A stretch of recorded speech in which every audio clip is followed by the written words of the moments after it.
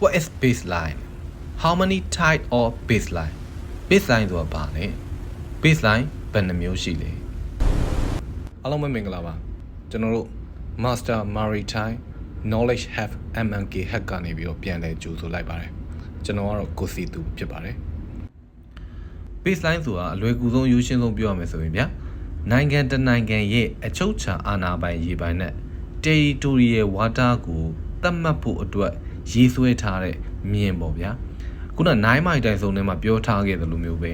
territorial sea ဆိုလို့ရှိရင် baseline ကနေပြီးတော့12 nautical mile အတွင်းကိုသတ်မှတ်မယ်စသည်ဖြင့်ပေါ့ဗျာ okay ပြောရမယ်ဆိုလို့ရှိရင် baseline ဆိုတာ low water line along the coast ကိုပြောတာပါဟုတ်ပြီအဲ baseline ကဘယ်နှမျိုးရှိလဲဆိုတော့ကျွန်တော်တို့ UNCLOS ထဲမှာပြောထားတာ baseline ကို3မျိုးခွဲထားတယ်နံပါတ်1က normal baseline အဲ့ဒါကိုခုနပြောခဲ့သလိုပဲဗျာ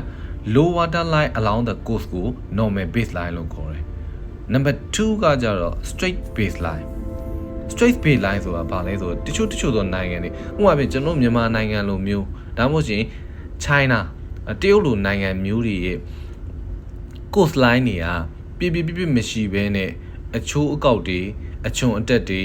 ကျွန်းဆွယ်အနားထွက်တာမျိုးတွေအဲ့လိုမျိုးတွေရှိတဲ့ခါကျတော့ low water line ကို baseline ဖို့ပြ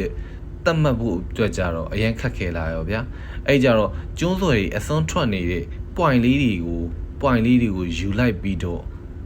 အဲ့ဒီ point to point ကို straight line နဲ့ဆက်လိုက်ပြီးတော့အဲ့ကောင် baseline ဖြစ်သတ်မှတ်လိုက်တာအဲ့မှာခင်ဗျ straight baseline ဆိုပြီးဖြစ်လာတာပဲ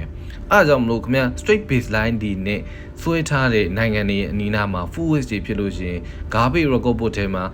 record တွေရေးကြတဲ့အခါကျွန်တော်တို့ရဲ့ chief of data ကြီးတွေကတတိထားပြီးတော့ဖြစ်ရမဟုတ်လို့ရှိရင် PSC deficiency ထိတတ်တယ်အဲ့ဒါတွေကိုတော့နောက်ပိုင်းဗီဒီယိုတွေမှာကျွန်တော်အသေးစိတ်ထပ်ပြီးပြောပြပေးပါမယ်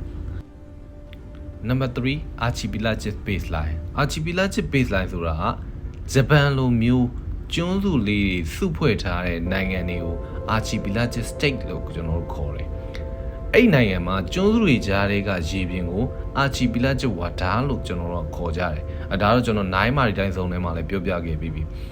ဟုတ်ပြီအဲ့archipelagic state နိုင်ငံတစ်ခုလုံးကိုအကုန်လုံးခြုံမိအောင်ပတ်ပြီးတော့ရေးဆွဲထားတဲ့ baseline ကို archipelagic baseline လို့ခေါ်တယ်။ Okay ဒါကတော့ baseline 3မျိုးအကြောင်းပဲဖြစ်ပါတယ်။နောက်ဗီဒီယိုလေးမှာပြန်လည်ဆုံတွေ့ပါမယ်။ကျွန်တော်ကတော့ကိုစီသူဖြစ်ပါတယ်။